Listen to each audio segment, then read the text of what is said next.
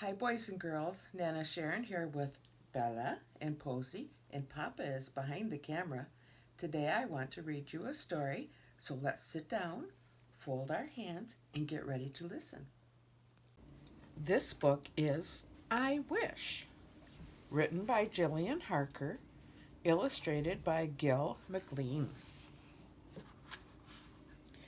Benji sat on the bed feeling a little bit lonely. He was new here and he hadn't seen anyone else in the bedroom. He watched a moonbeam slip through the gap in the curtains and slide across the bed. I wish I had someone to play with, he whispered. Did I hear someone say they wanted to play? Asked a voice. The lid of the toy box flew open and out climbed a dangly-legged spotted horse. Hi, I'm Dottie and I love to play. Boing, boing. Dottie jumped onto the bed and began to bounce up and down. Where did you come from? She asked. From the birthday party, replied Benji.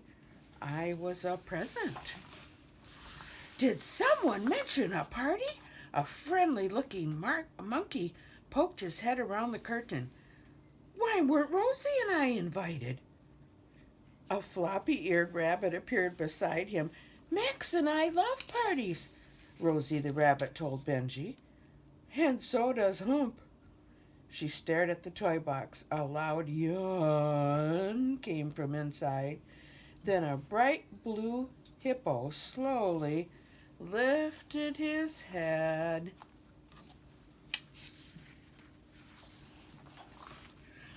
Party! A party, said Humph. That means food, and I'm hungry. Is there anything left to eat? I think there are some cupcakes in the kitchen, replied Benji. But do you think we should? But Humph was already out the door. Oh, said Benji, looking at the other toys. Should we go after him? Benji was bumping down the stairs after Hump when Dottie zoomed past. This is fun, she neighed. Wait for me, called Benji. Whee! In the kitchen, Hump was about to take a bite out of a leftover cupcake. The candle was already halfway in his mouth. Benji grabbed it just in time. Excuse me, he explained, but you aren't supposed to eat that part. Thanks, Benji. You're smart. I wish I knew things like that, grumbled Hump.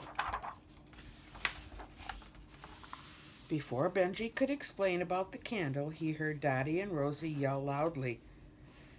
They were staring at a large black shape outside the kitchen window.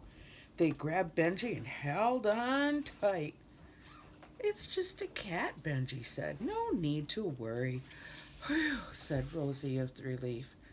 I wish I could be as brave as you, Benji, laughed Dottie.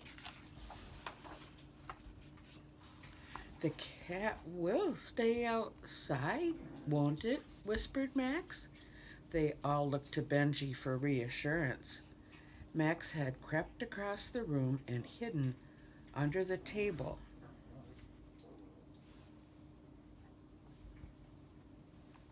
Hump's knees were shaking.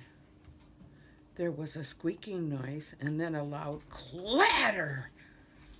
Don't worry, that's just the cat coming into the kitchen, explained Benji.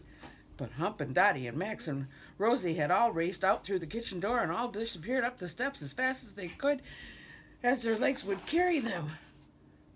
Benji found them all back in the bedroom. It took some time to persuade them to come out. Benji, will you always be here to look after us? Dottie asked him. Benji gave a tiny smile. It was nice to feel wanted. Of course, he replied. Hump was tired from their adventure. How am I going to sleep when I'm so hungry? He sniffed, settling back down into the bed. Dottie and Rosie giggled. They danced around on the bed and Max joined in. Why don't we all play in the yard tomorrow? Rosie suggested. What's your yard like? Asked Benji. I'll show you, said Dottie, and she helped Benji up so he could look out the window.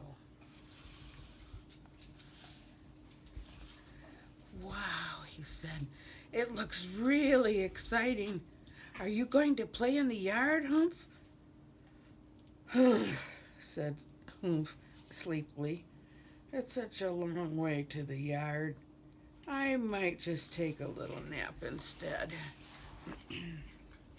Benji smiled at his sleepy new friend. Dottie jumped back onto the bed and started to bounce. Benji looked up at the moon. He had a feeling that he wouldn't be lonely anymore. I wish that tomorrow is as much fun as today, he whispered. Then Benji turned to look at his new friends and took a huge leap and began to bounce on the bed. Here's to friends, he laughed. They're having some fun together.